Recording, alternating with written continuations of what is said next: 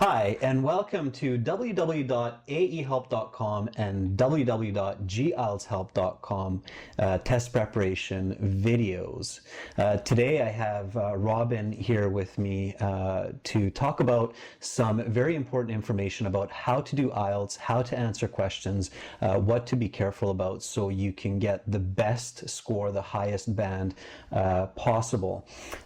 Make sure to visit our websites, and remember that we will start live IELTS classes streaming on YouTube December 15th at 14:30 London time, 20 o'clock India time, and 22:30 Beijing time. That's New York 9:30 in the morning. Okay, so Robin, over the years we've had a lot of questions from students and a lot of beliefs expressed. And we want to make sure that students are clear about what they can and can't do on the IELTS when they're answering questions. So before we begin, Robin, can you tell us a little bit about yourself, just so the students understand how you know this information? Well, I've been involved with IELTS for about 15 years. I've ran hundreds of tests, and I've been behind the scenes of hundreds of tests. I've marked them, and I have helped students get better scores by answering simple questions. So I'm here to help students today. Okay, so as an IELTS trainer and marker, you obviously have a very good idea of what is allowed and what is not allowed during the exam. Yes, it's a very standardized test. There's some standardized answers. Yeah. Okay, so let's get right into it. Let's talk about some of the common myths and beliefs about IELTS. Many students have asked us whether or not IELTS is just really about money, and the goal of the IELTS exam is for someone in the world to make a lot of cash. Is this true? I would have to say no. The goal is to provide an internationally standardized English test that you can take anywhere in the world, and you have to pay people to create and produce and mark and run the tests. That's where the money goes. So it's an expensive test to operate and to create as well. Okay, and why are there two versions of IELTS? So why do we have academic and general IELTS? There's different reasons people need to take the IELTS test, so depending on your reason, depends on if you take academic or general. Academic is mostly to get into university or college or professional registration. If you're going for immigration, you do general, and they have different focuses on the ability. Okay. And is IELTS only testing my English skills? So when I sit down to do the IELTS, am I only being assessed on my vocabulary and grammar and how I can use that? Absolutely not. You're also assessed on your critical thinking and how you answer and your use of time to get through your reading, writing, listening, and speaking topics. By critical thinking, do you mean how well I can analyze questions and how accurately I can comprehend that information, as well as how accurately I can produce answers for that information? Exactly. And one thing with IELTS, the beginning of the test starts out a little easier as you work your way through the test, especially in the reading and writing. It gets more difficult because the higher scores require more challenging responses. Okay, and that also makes sense why there would be differences in academic and general testing as well. Yeah. A lot of students think that IELTS tests are different in different countries. Like, for example, if I do IELTS in India, then the test will be very different than if I do the IELTS exam in England. Is this true? No, every IELTS test is run by scripted instructions, so it doesn't matter where you do the test. You're going to hear the same instructions. They're going to be given all in English and read from an instruction sheet. And all the same format is followed. The questions themselves are standardized across the world, so you could have the same test in Canada as you would in India, maybe in different components put into it in terms of your 3 reading passages might be different, but obviously they'll be testing the same skills with the same kind of questions at the same level. So simply put, IELTS is same around the world, just a different version of the test, but it's the same test. It's internationally standardized. It doesn't matter where you take it. Okay. Why do some people believe it's easier if they take IELTS in their home country? So we've had a lot of students say, well, when I took the test at home in Saudi Arabia, for example, or in China, it was easier than when I did the test in the United States or in Canada. Why do students think this? I think that might be a conception because you're more comfortable in your home country. You're surrounded by things that are more familiar outside of the test, so you go into the test center a little more comfortable. When you're in an international environment, that also affects you, but native speakers have to take this test in their home countries, and they're still affected by the stress of the test. It doesn't make it easier for them.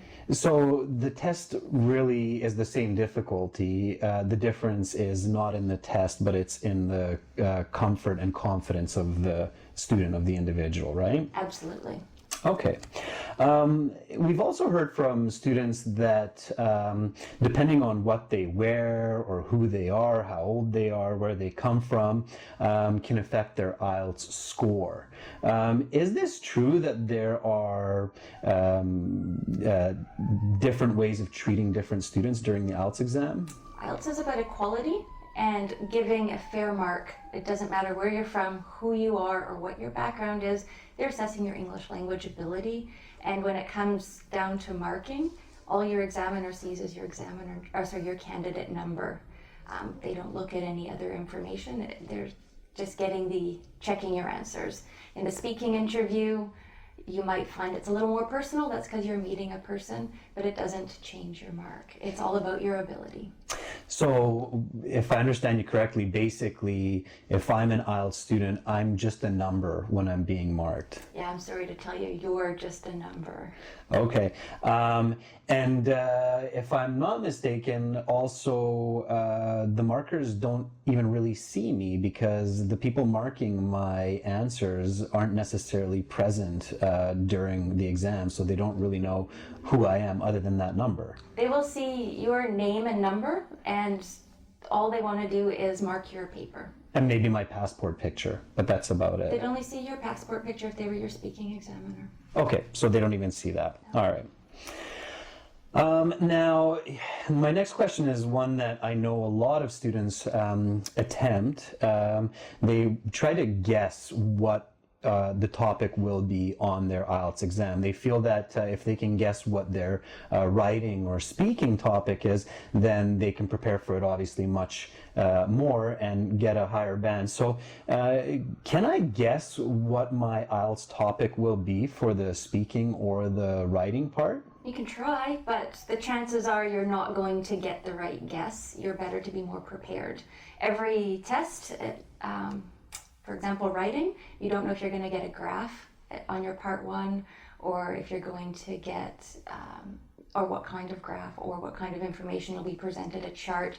It changes every test. So be prepared for everything. In your speaking, there are several different speaking binders that an examiner can choose that they're given to use, and there's topics that they have pre-chosen for each candidate by your number, and then they're changed every couple months. So topics are very fluid, they're always changing. Be prepared. So there's very little chance that I can actually guess what my topics will be. And what we've told students as well is that the danger of trying to guess your topic is that when obviously it's not the topic, then the surprise can be very confusing and discouraging. So there's a negative to trying to guess these topics as well. So definitely, I agree. It's much, much better to understand the way of responding to these questions, the structure that's needed, the sentences that are needed, the vocabulary, rather than focusing on one specific idea. Don't limit yourself. That will limit your results. Absolutely. Okay. So a lot of students believe that the IELTS examiners who are there during the exam supervising and giving the instructions are the same people marking the test, or the speaking interviewer is the person marking the test. Is this true? Who actually marks the IELTS exam? Okay, the easy answer for speaking, the person that you meet on in your speaking interview is actually marking your test as you're speaking. Once you're done your interview, your mark will probably be written down and ready for recording. On test day in the invigilation test room, those people are there to run the test. They're not marking your exam. They are just reading the script and making sure the test is administered correctly. So who marks the writing or the listening and reading sections of the exam? Yeah, the examiners that mark and the markers are highly trained. Speaking and writing examiners go through an international certification, and they all have individual numbers. So when you look at your test results, you'll see the numbers of the person who marked your paper. Speaking and writing will never be marked by the same examiner, so that you can be sure you have different people marking your exam to give you the best option.